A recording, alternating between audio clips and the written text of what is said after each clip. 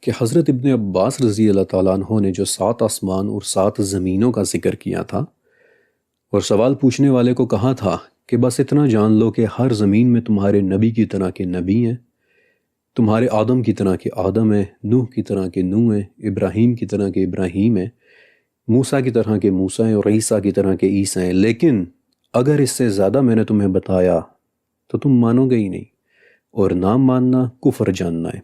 تو ان دوسری زمینوں اور ان میں رہنے والے دوسرے لوگوں کی کیا حقیقت ہے؟ اوکے، دیکھیے جب اللہ کے نبی علیہ السلام معراج میں گئے تو بڑی مشہور حدیث ہے کہ آپ صلی اللہ علیہ وآلہ وسلم حضرت موسیٰ علیہ السلام کی قبر پر سے گزرے تو دیکھا کہ موسیٰ علیہ السلام اپنی قبر میں نماز پڑھ رہے ہیں۔ اچھا، پھر جب نے اس رات مسجد اقصیٰ میں نماز پڑھی تو یقیناً حضرت موسیٰ علیہ السلام بھی وہاں موجود تھے، اور پھر معراج کی رات 6 آسمان کے اوپر نبی علیہ السلام نے حضرت موسیٰ کو ایک مرتبہ پھر سے دیکھا، اور وہ واقعہ آپ سب کو پتہ ہے